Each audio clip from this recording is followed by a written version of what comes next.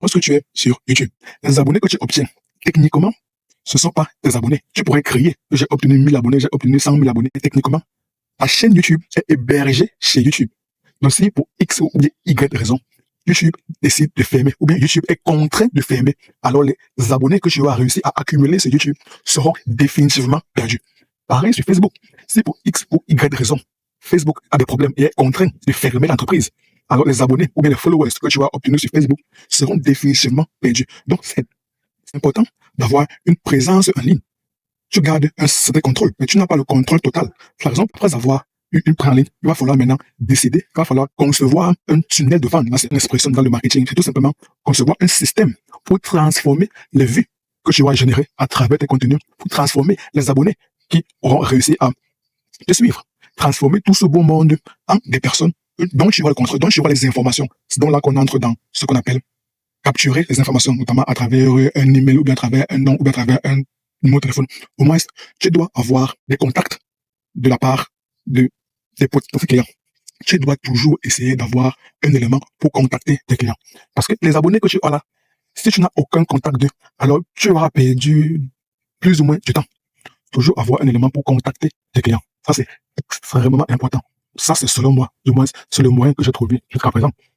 Avec le peu de connaissances marketing que j'ai, c'est le moyen que j'ai trouvé pour s'assurer d'avoir un certain contrôle sur notre audience, sur nos prospects.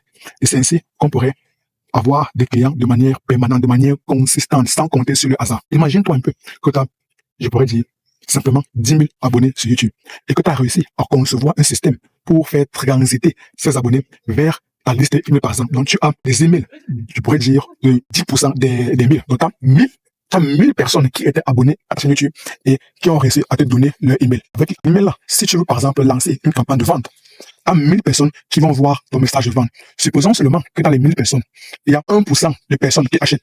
Ça te fait 10 clients. Ça te fait 10 clients. 10 clients que tu as réussi. Et la genèse de tout cela était d'avoir eu une présence en ligne. La genèse était d'avoir eu une présence en ligne. Ensuite, tu as produit, tu as publié des contenus. Ces contenus ont intéressé des personnes. Ils ont regardé, tu as obtenu des vues. Ensuite, ils ont trouvé que ce que tu disais était intéressant. Ils ont consommé plusieurs contenus. Ils ont estimé que tu partages la valeur. Ils se sont abonnés. Ensuite, ils ont voulu aller beaucoup plus loin. Ils t'ont donné leur contact, notamment leur adresse email. Lorsque tu as fait une campagne de vente, il y a des personnes qui ont acheté. Mais la genèse de tout le commencement était d'avoir une présence en ligne. Voilà pour moi, jusqu'à présent, avec le peu de connaissances marketing que j'ai, l'un des moyens les plus sûrs pour avoir des clients de manière consistante, de manière régulière, sans réellement compter sur la chance ou bien sur le bouche à oreille. Le bouche à oreille, c'est un moyen complémentaire. Ce n'est pas un moyen principal.